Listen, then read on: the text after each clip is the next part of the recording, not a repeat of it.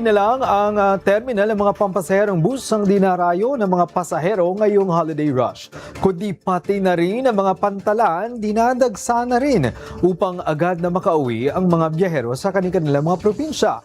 Humingi tayo ng update mula kay Patricia Lopez, una sa Balita Live. Patricia? Greg, kakaalis lang dito sa May Manila North Port ang huling biyahe ng barko na papunta sa mga probinsya sa Visayas.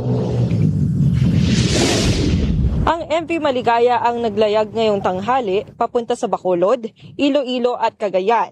Nasa halos 800 pasahero ang nakasakay, na sakto lamang sa 800 kapasidad ng barko. Nakasakay din sa nakaalis lang na biyahe ang ilang chance passenger. Pagkamat karamihan sa mga pasahero ay may advance booking na. May nauna na rin namang nagbiyahe kanina dito sa Manila North Port ng bandang 5:30 AM na papuntang Cebu, Tagbilaran na nasa 900 ang pasahero. Sa ngayon, wala namang naitatalang mga cancel trips sa Manila North Port. Mahigpit din ang pinatutupad na security sa Manila North Port, gayon din sa iba pang mga pantalan sa bansa, ayon sa Philippine Ports Authority. Nakapwesto ang mga port police at iba't ibang force multiplier security team sa paligid ng mga pantalan.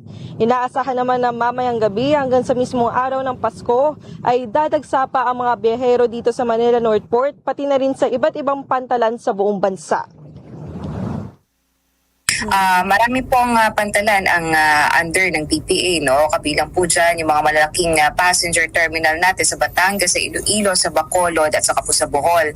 Ang ating pong rough estimate, meron tayong 4.6 million passengers nationwide sa mga pantalan sa bansa, and that's higher compared to 4.4 million passengers last year.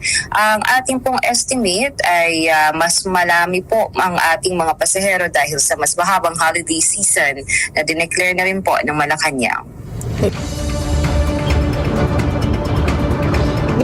At dahil nga patuloy o inaasahan dadagsa pa ang mga tao o mga biyahero dito sa mga Manila Port at iba pang mga pantalan, ay paalala ng PPA or Philippine Ports Authority na dapat 3 to 4 hours bago ang kanilang biyahe ay nandito na sila sa mga pantalan, at bukod dyan ay ang paalala na mag-travel lightly para naman yung security check ay mapabilis at wala nang maging abala pa.